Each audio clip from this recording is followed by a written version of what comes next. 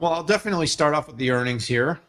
This is another company that's seen a very strong run up over the past several months with some huge estimates and price targets on the company. It's been one of the biggest beneficiaries in the market on generative AI and AI. And the company has done some things really well. I think as it's pertained to responsible AI under its leadership, it's shown real promise there in terms of showing potential generative AI capabilities outside of text. It's one of the companies that's most adequately demonstrating what's going to be possible. And, you know, this is a company that really kind of breaks into experience, media, and it's got documents. And all three businesses were performing, you know, but it was another company that kind of saw around double digits, 9%. And its performance was steady state and stable, Pat. You know, I think part of what's happening now is we've had all this kind of exciting period where tech was been in growth, and now what we're starting to see is the AI super high, meaning this kind of euphoria that we've seen around AI is starting to normalize as companies are starting to want, as people are starting to want to understand better companies' ability to execute revenue against their AI promises. The good news for an Adobe is I do believe the company has the products, has the services, not just in documents and in images, but also in its CDP and CRM side and its Experience Cloud. When it comes to retail, when it comes to digital journey, this is one of the most sophisticated companies on the planet with some of the most robust capabilities. And that's why pretty much every major company on the planet that's built digital commerce experiences builds on Adobe. With that in mind, you know, the one other thing that's kind of lingering out there, Pat, is you realize it was like a year ago today, the Figma announcement was made.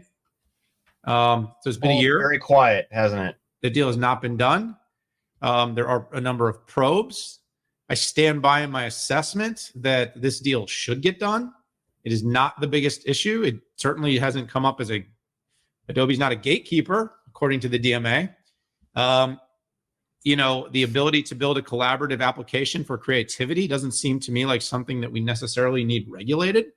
And so I really do hope that that finds legs. I think it was a great deal for private markets, great valuation. And in this era, we need a healthy public-private relationship where the companies can, you know, feel that if they build a successful business, they can exit to a public company and actually close the business. So I'll pause there because I talked a lot about the earnings.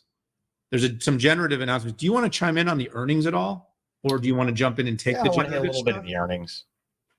No, I mean, listen, in this, you know, world of pretty much all over the place in pandemonium, they had a beat on the top and a beat on the bottom, which I think is really freaking impressive. You know, single digits on creative ARR isn't great, particularly with all of these new features, but it literally just went GA for them to capture revenue. The document ARR of 17% is a lot more impressive. And think of signatures, think of, you know, I pay for PDF licensing, right? To go in and edit and create those. That's it. That's all I got, buddy. That's all you got? Well, you know what? Let's basically just make sure we're clear to everybody out there that's asking. The commercial releases to a number of the Firefly web applications and some of their Gen Studio went GA this week. So I think, Pat, the next 2 to 3 quarters, we need to watch for adoption. We need to understand who's paying. We need to understand what kind of incremental revenue this creates.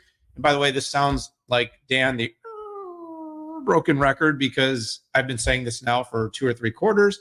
The world wants to not just hear about what your AI does, but they want to understand why people are going to spend more money because you have AI capabilities. Adobe has the potential to show that. And by the way, so does the company we're going to talk about next. Yeah, there's 2 ways companies are looking at generative AI, right? There's the offense play, which is, hey, we're going to go in, significantly increase capability, take market share, charge more, reduce costs. And the other is defensive. And I think you can look at Adobe in 2 ways, right? There were these crazy startups. Dan, you love to send those out on Twitter. Here are the 2,700 different tools you can use for AI. You know, Mid Journey is a great example, and that could have disrupted Adobe. But to Adobe's credit, if I look at the feature list of what they came out with Firefly, it's very basic, and I think that's perfectly fine, and it will go up. But the fact is, it's GA. They can make revenue on it. They've tested it with enough customers. Their beta program was off the frickin' rails, right? Everybody wanted to use this thing. So I like what I see, if nothing else, from a defensive perspective, in that they're a lot less likely to get disrupted by an upstart on this.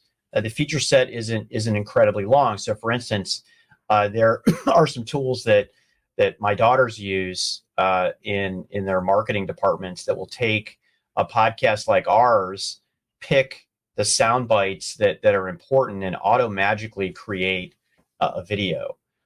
Stuff like that is not available, but hopefully we'll get it.